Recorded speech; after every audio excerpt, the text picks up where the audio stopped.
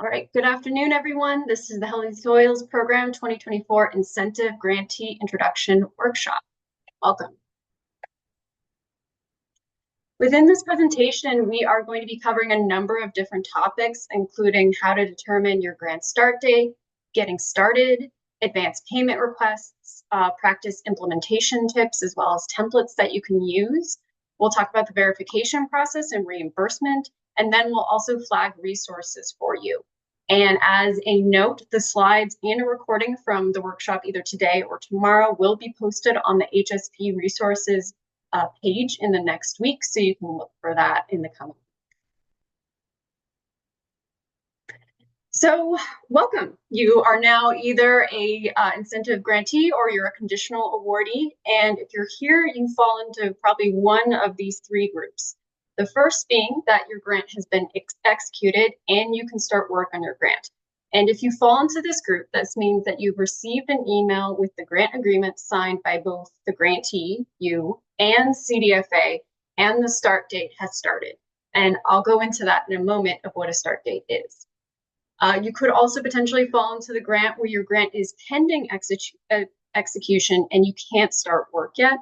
So if you're in this group, you haven't received an email with the grant agreement signed by both you and CDFA. And then lastly, you may fall into a group where you're considered a conditional awardee, where CDFA is still determining the eligibility of your grant and you haven't received an email yet for the grant agreement to sign. So just hold on, we're working on that process for you. So let's say you have your grant executed, it's signed by both you and CDFA. How do you determine the start date of when you can start work on your grant? Well, we want to highlight this in the slide so you can see in the image there on that slide, there's two dates that are highlighted. The first is at the very top, where it's that August 1st, 2024 date. So that is the beginning of your agreement term. The second date on the bottom is the date that the grant was executed and signed by CDFA.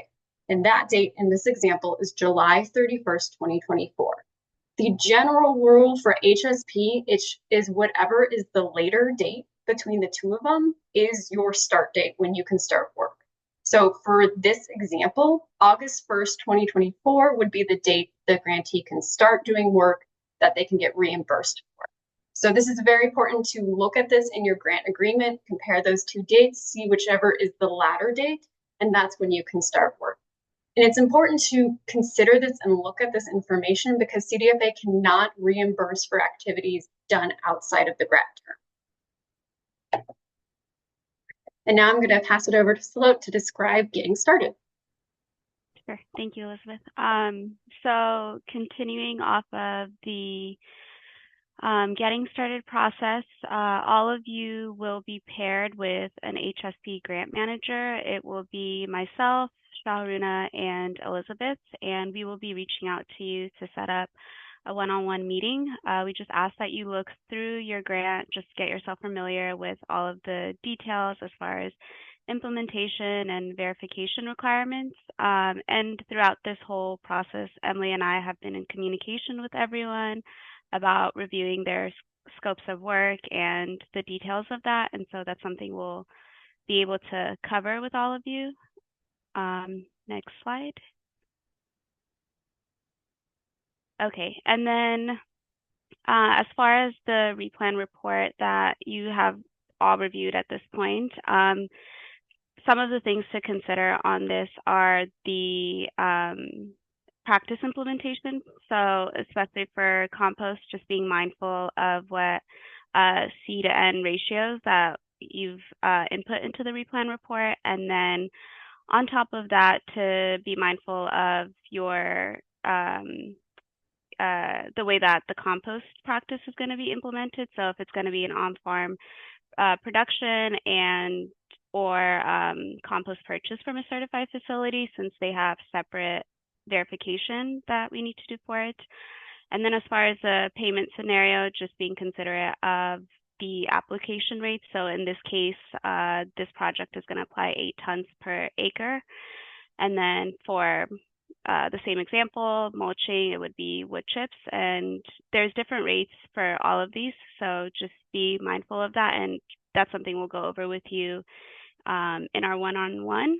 And then on the replan report too, on the left side, there's the numbers, the 6 and the 9. So those just indicate what page that you can refer to just to get the details as far as where the practice is going to happen, as far as the parcels, the amount of implementation acres, and the implementation rates.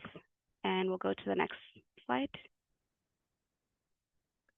And then the implementation and verification requirements, they are all found on the replan report. It's going to differ per practice, obviously. So in this case, for compost implementation, we require 3 to 5 geotagged photos. That's something that we can assist with, and we could receive those via email or text message, and we could do test runs. That's something that we've done before. We'll need a copy of the compost purchase, so that invoice will let us know the amount of compost you applied and the cost, and we'll be able to reimburse based on the rates that we have. We'll also require the compost analysis report with the C/N ratio, and that is something that will need to be analyzed 6 months prior to application. And Elizabeth, you can clarify if necessary on this.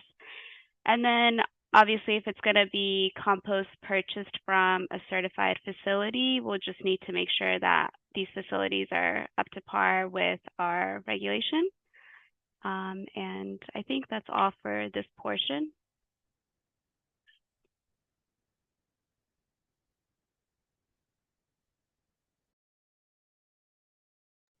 All right, so Andre will take off. Sorry. Yep, thank you.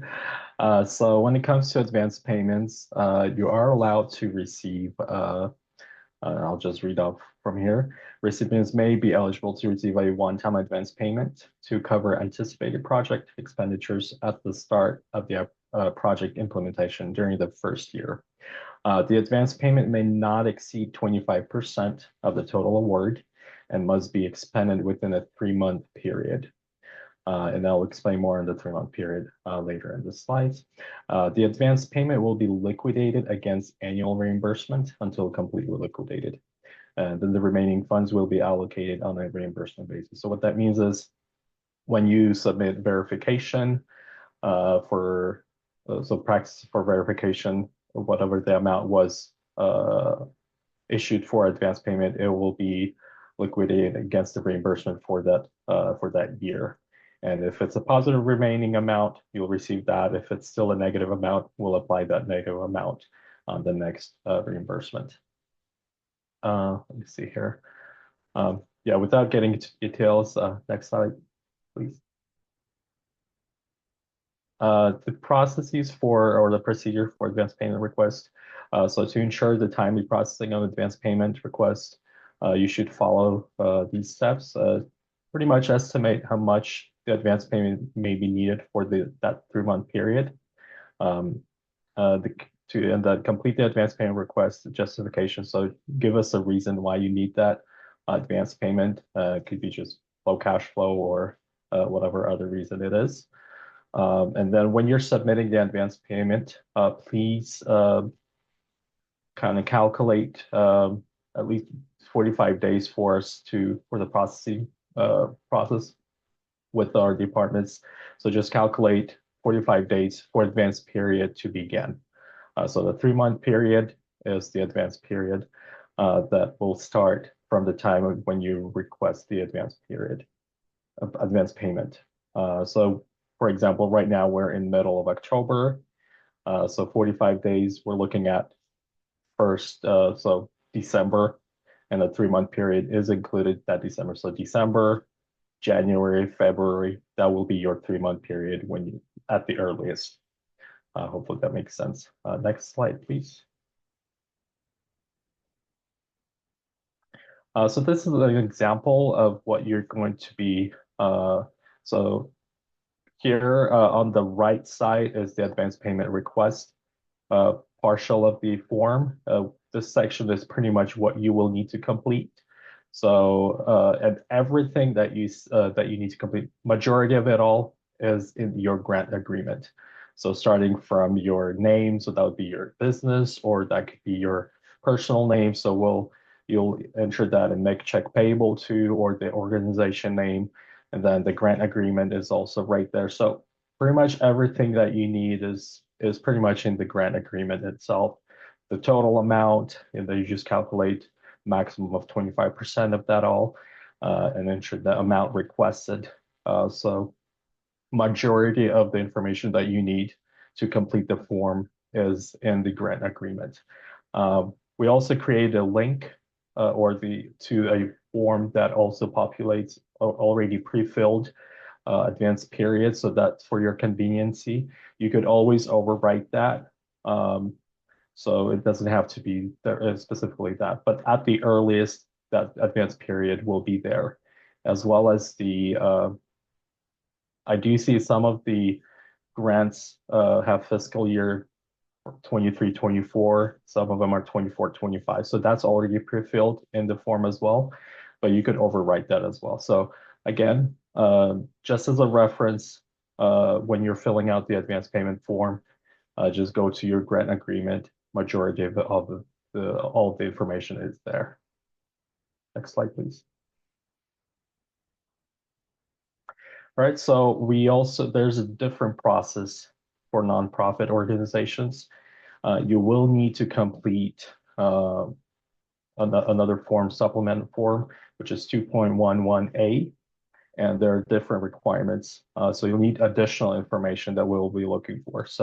And the main point here is number 2, which is to submit documentation or supporting documentation showing either the quotes or invoices from facilities showing that that's the amount or the funds that are needed to be. So pretty much just verification showing on what you're requesting for. Later on, we'll also request you to submit the liquidation form to show that you've used that money for what it was requested for. In addition to that, the money that you're requesting will need to be, and that would be number 4 on that form. It needs to be deposited to a federally insured account. And then that amount that will be that you'll grow interest on will also be added as an advance payment, partial advance payment. So just go through. So if you are using that form, if you're a nonprofit, just go through the instructions and just follow through. If you have any questions, let us know. But that's another form that you'll need to submit along with the advance payment, the initial form. Next slide, please. And these are the resources. So majority of all those 3 forms are on our website, in the resources section. So the advance payment form, which was earlier in the slides, and also the 2 other forms for the nonprofit are also there. I'm also providing the advance payment web form, which will have some of the pre-filled information in the blanks, and that would be the Adobe one. So you'll complete that, we'll receive it through Adobe, we'll either approve it through Adobe or we'll decline it and we'll state the reason why and so forth. So use these resources. Let us know if you have any questions. I think that'd be it for my slides, and I'll pass it on to Emily. Thank you. So I'll just be reviewing some practice implementation tips. So the first is knowing the frequency of your healthy soils practice. And so it kind of reviewed how you can look at your replan report. So if you selected compost application, cover crops, conservation, crop rotation, no-till, nutrient management, and mulching with natural materials. These practices are to be done every year for the 3 years of your grant term and will be reimbursable every year. But practices like hedgerows or other plantings, whole orchard recycling, and range planting are expected to be done just once during the grant term, and so we'll have a one-time reimbursement. Yeah, next slide. Thank you. And then for just all practices, we'll require geotagged photographs for verification. And so some instructions for how to provide geotagged photographs are linked here. But typically, if you have an Android or iPhone, you can find how to do this in your settings. There's also apps that you can download to take photos that just show the coordinates on the photos you took. So it's very important that we have that information, and those can be emailed or texted to your grant manager. Something else that all practices will require is soil organic matter samples. So these also must be taken every year prior to practice implementation. So before you do your practice for the year, you should have taken your soil samples. And then we also link here some tips and methods for how to collect your soil samples. And next slide, I think. Yeah, we also do have a list of recommended labs where you can go submit your soil samples for testing. And then also another tip for any practice implementation is you are permitted to do certain project modifications, but these changes must be approved prior to making the changes, and you should really review this with your grant manager because changes that aren't approved beforehand may not be reimbursable. So yeah, definitely review that with your grant manager. And then keep in mind that the project year terms will go from July to June 30th, not January to December. So year one will end June 30th, 2025. So just important to keep in mind that that's where the cutoff is. And we'll also link to the request for grant applications manual, which is another resource that you can look to, which has all this information. And I believe I'll pass this to Elizabeth to review the rest of the tips.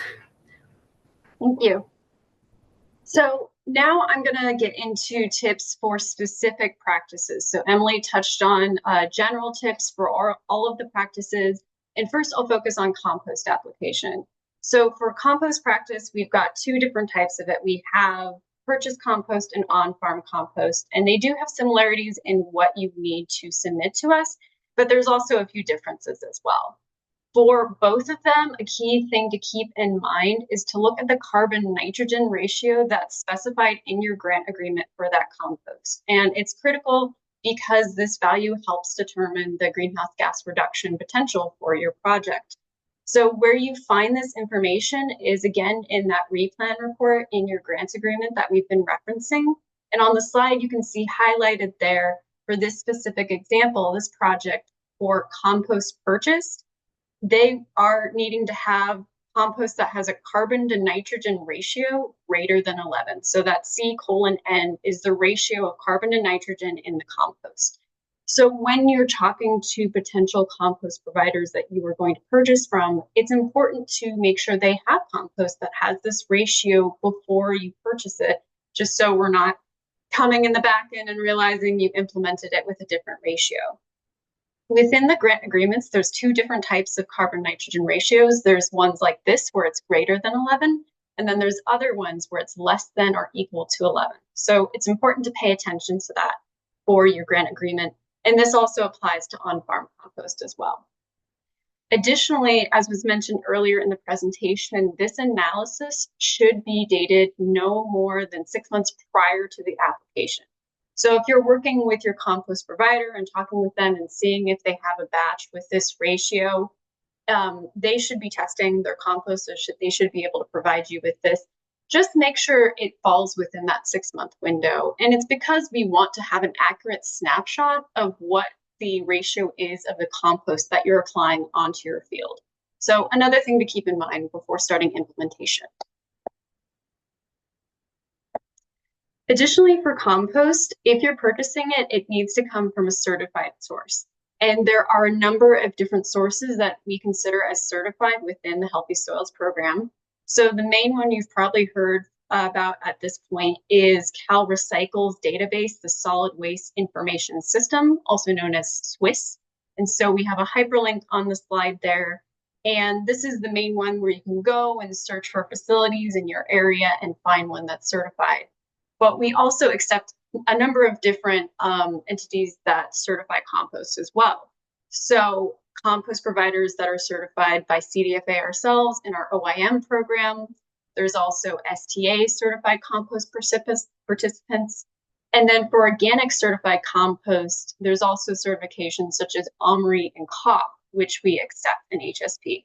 So there's a number of different ones that you can potentially look for and pull from. So it doesn't just have to be that Swiss website that we do refer to often. One thing to note is that vermicompost is not eligible for purchased or on-farm compost, so keep that in mind. And the requirements for purchased and on-farm are similar, but for on-farm, another thing that we require is to have a log showing the amount of times that the compost has been turned, the temperature checks that you're doing, the source input materials. And to help facilitate tracking this information, we have created an on-farm compost log template that you can use. So the hyperlink's on the slide there, but it's also posted on our main resources website, which I'll talk about in a little bit. So moving on to other types of practices. So for planting practices, there's a number of HSP practices that fall under this category. So we've got cover cropping, hedgerow planting, range planting, windbreak, shelter break, basically practices where you're planting, plants in the ground, whether they be permanent woody or if they're temporary annual plantings like cover crop. And so if you have this type of practice within your grant agreement, some key things to keep in mind is to make sure that the species that you're planning to plant are consistent with what is selected in your grant agreement. And again, this is in your replan report. It should specify the payment scenario. So an example would be like if you have cover crop and you selected multiple species that require a legume species. So that would be important to keep in mind when you're selecting and buying the seeds for planting. And the reason behind that is because this can affect the payment to you.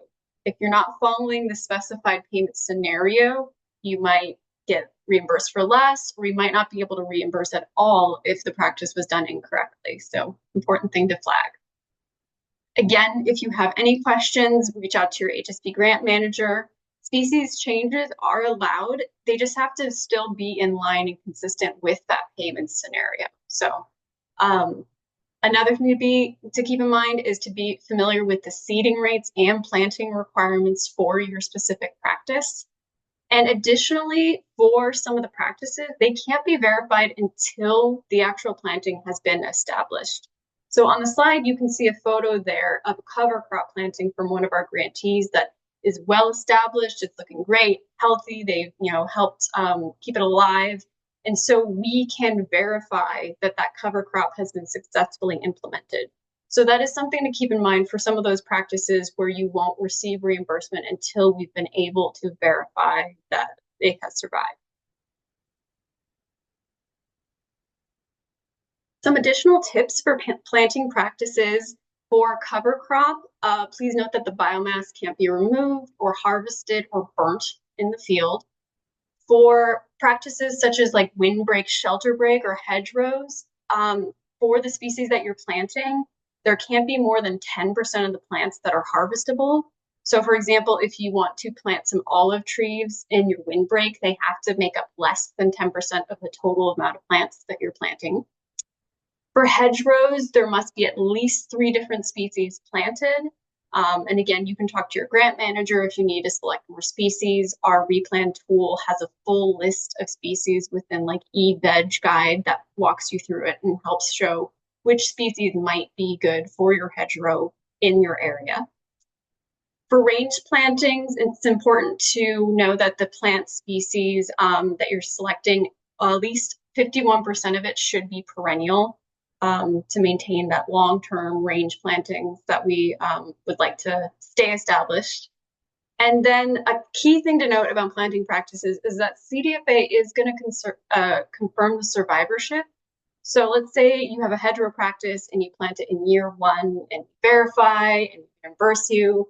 We are going to be checking in with you in year 3 and be like, how's the hedgerow doing? How many plants are still alive? Because there are minimum planting requirements for that practice specifically. So maintenance is important. Make sure these plantings are getting water, they're protected from herbivory, things of that nature. So something to keep in mind when you're starting to do these plantings.